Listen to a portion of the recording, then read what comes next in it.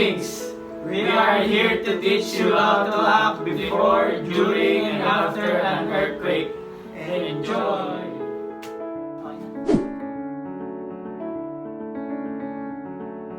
What to do before an earthquake? First, make sure you have a fire extinguisher.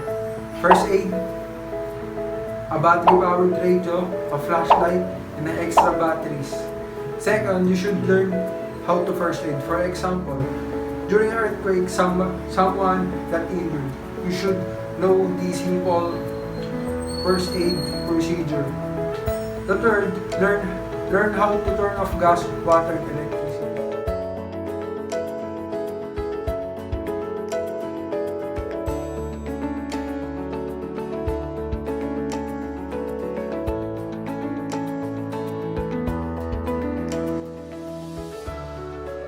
When you experience an earthquake, don't run.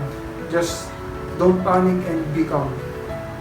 Fourth, make a plan of where to meet your family after an earthquake. For example, in your house, you experience an earthquake, you should make a plan where you're going to meet your family, outside or somewhere.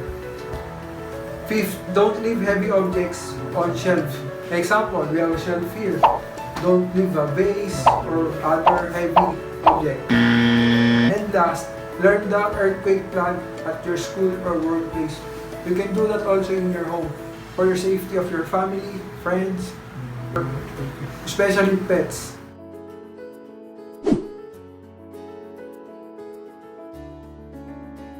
Now, what to do during an earthquake? First, you should stay calm so you know what to do during an earthquake. And if you are indoors, you should stay in the house column in the center of the house because it is the strongest part of the house.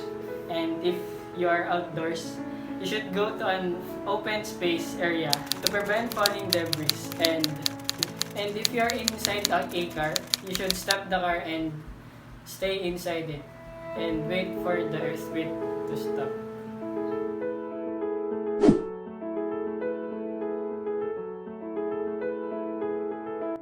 What to do after an earthquake? Check yourself and others for injuries. Provide first aid for anyone who needs it. Turn on the radio. Don't use the phone unless it's an emergency. Stay out of damaged buildings.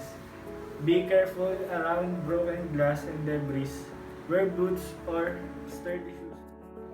Stay away from beaches. Tsunamis and surges sometimes hit after the ground has stopped shaking. Expect aftershocks. Check water, gas, and electric lines for damage. If any are damaged, shut off the valves. Check for the smell of gas. If you smell it, open all the windows and doors. Leave immediately and report it to the authorities. Use someone else's phone.